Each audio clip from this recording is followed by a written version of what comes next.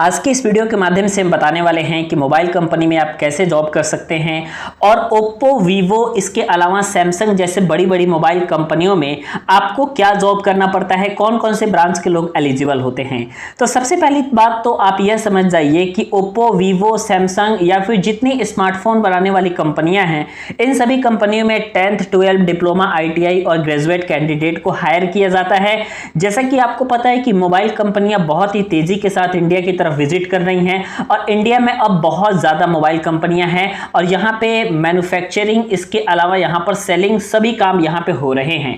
तो सबसे पहली बात मैं आपको बता दूं कि मोबाइल कंपनी में अगर आप कैरियर बनाना चाहते हैं तो ये आपके लिए बहुत ही बेस्ट रहने वाला है, क्योंकि आगे जाकर के इसका स्कोप और ज्यादा बढ़ेगा। नए नए स्मार्टफोन मार्केट में आ रहे हैं और इनको बनाने वाली कंपनियों का डिमांड भी बढ़ती जा रही है और यहां पर बहुत ही तेजी के साथ हायरिंग भी चल रही है। सबसे पहली बात बता दें आपको मोबाइल कंपनियों में, तो मोबाइल कंपनी में ऐसा नहीं है कि मैक्सिमम इलेक्ट्रॉनिक्स के स्टूडेंट का ही होता है।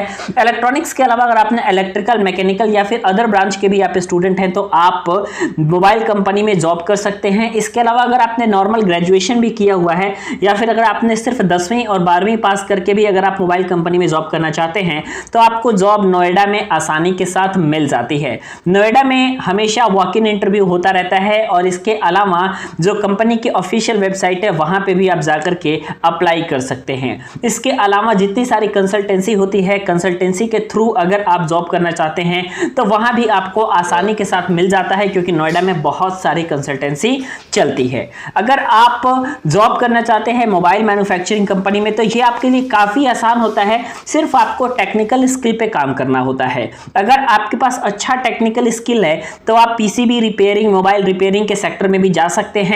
मोबाइल कंपनी में भी बहुत ज्यादा वर्क होता है, जैसे कि पीसीबी का वर्क होता है वो अलग काम होता है, आपका मोबाइल टेस्टिंग का काम अलग होता है, इसके अलावा प्रोडक्शन का काम अलग होता है, इसके अलावा क्वालिटी का काम अलग होता है।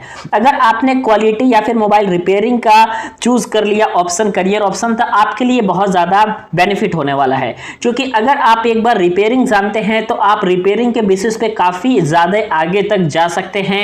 इवन आप R&D में भी जा सकते हैं, रिसर्च एंड डेवलपमेंट में भी जा सकते हैं और वहां पे आप अपना अच्छा काम कर सकते हैं। तो ये तो आपका मोबाइल रिपेयरिंग से संबंधित कुछ चीजें हो गई। यहां पे मैं आपको बता दूं कि आप वीवो, ओप्पो जैसे कंपनियों में अगर काम करना चाहते हैं मोबाइल मैन्युफैक्चरिंग की, तो इसमें आपको ये बात समझना होगा कि यहां पे आपको 3 शिफ्टों में टोटल जॉब चलती है और इसके अलावा ओवर टाइम भी बहुत ज्यादा चलता है, क्योंकि आपको पता होना चाहिए कि भारत में जब त्योहार आता है तो मोबाइल की बिक्री बहुत ज्यादा बढ़ जाती है, इसलिए फेस्टिवल के समय बहुत ज्यादा ओवर टाइम इन मोबाइल की कंपनियों में चलता है। तीनों शिफ्ट में आपकी जॉब होती है। इसके अलावा अगर आप एक्सपीरियंस है या फिर फ्रेशर हैं, आप एज ए फ्रेशर भी ज्वाइन कर सकते हैं और आप एज ए एक्सपीरियंस भी ज्वाइन कर सकते हैं। आपकी जो सैलरी है ये 10,628 रुपए से लेकर के 55,700 रुपए तक हो सकती है। यह डिपेंड करता है कि आप फ्रेशर के तौर पे एंट्री ले रहे हैं कंपनी में या फिर आप एक्सपीरियंस के तौर पे एंट्री ले रहे हैं कंपनी में। इन दोनों जगहों पे आप सभी को बहुत ज्यादा अंतर आपको सैलरी में भी देखने को मिलेगा